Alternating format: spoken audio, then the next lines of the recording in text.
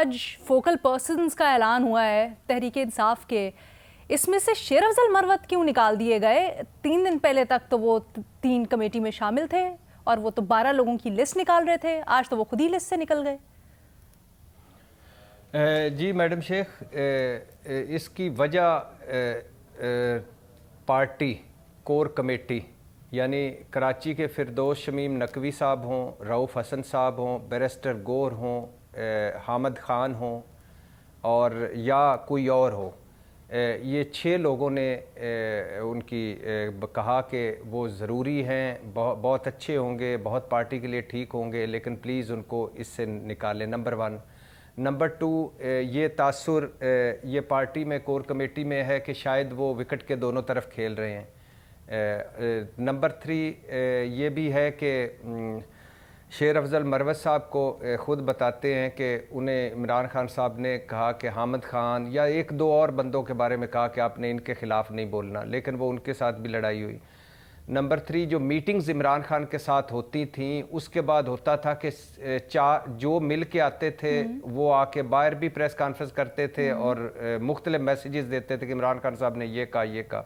अब तहरीक इंसाफ ने कहा है कि जो कुछ ये 3 तय करेंगे, इमरान खान से जो मिलेंगे, अगर उसका कोई पार्टी का हुआ तो वो रऊफ़ हसन साहब करेंगे। तो अलाइन की चीज़ों को और फिर शेर अफजल पहले ये काम शेर अफजल मरवत साहब कर रहे थे ना, मतलब कहीं ना कहीं खान साहब नहीं ट्रस्ट कर रहे मरवत साहब पे। जी ट्रस्ट कर रहे हैं अभी तक तो। इमरान वो बड़े उन्होंने कहा है कि आपका काम है टू मोटिवेट करना, इज्तिजाज, सड़कों पर जलसा जलूस रैलियां, ये सारा उनको दे दिया है। उनको कहा है कि आप ज़रा इससे फोकस हटाएं, थोड़ी सी लड़ाइयाँ कम करें और थोड़ा सा ये मुश्किल वक्त गुजारें। उनको भी बड़े गिले हैं और नेक्स्ट वीक वो भी मिलने जा रहे हैं इमरान खान को। वो भी मिलने जा रहे हैं। लेकिन बहरहाल इस वक्त ये पार्टी बाकी 6 के 6 जीत गए। तो अलीना, इस वक्त पार्टी में एक ये डिबेट हो रही होती है, मेरे ख्याल से ये पब्लिकली आके नहीं कर रहे होते, लेकिन डिबेट ये हो रही होती है कि प्लांटेड एजेंट कौन है। एक दूसरे पे शक का इजहार किया जा रहा होता है कि फलाना जो है वो किसी से मिला हुआ है और वो शायद कोई हाथ कर रहा है पाकिस्तान तहरीक इंसाफ के साथ। शेर अफजल मरवत उस वक्त जो है बड़े एक्टिव थे जब सारी पार्टी के मेंबर्स जो हैं वो या तो अंडरग्राउंड थे या फिर अपने घरों पे बैठे हुए थे। तो जब वो एहतजाज के लिए निकलते थे और खैबर पख्तूनख्वा से लेकर कराची तक उन्होंने एहतजाज किया, तो उस वक्त तो किसी ने उंगली नहीं उठाई क्योंकि उस वक्त उनकी ज़रूरत थी।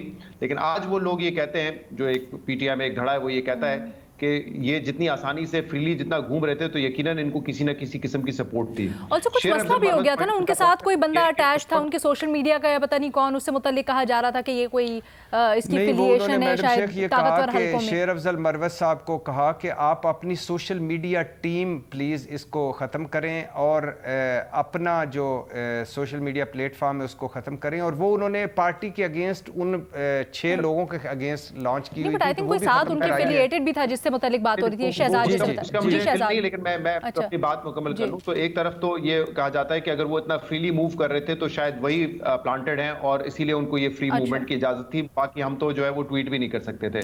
शेर अफजल मरवत साहब का पॉइंट ऑफ व्यू ये है कि मैंने हिम्मत दिखाई, मैं सड़कों पर निकला, मैंने एहतजाज किया और अब क्योंकि वो जो लोग अंडरग्राउंड थे वो भी सारे बाहर आ चुके हैं तो उनसे मेरी पॉपुलैरिटी हजम नहीं हो रही है और मैंने जो कुर्बानी दी और मैंने जो जुर्रत दिखाई उस वक्त उसका तो मुझे बेनिफिट मिल रहा है और इसीलिए मैं इमरान खान से करीब हूं, लेकिन दूसरों से ये हजम नहीं हो रहा। तो ये डिबेट चल रही है, एक दूसरे पर इल्जाम लगा रहे होते हैं।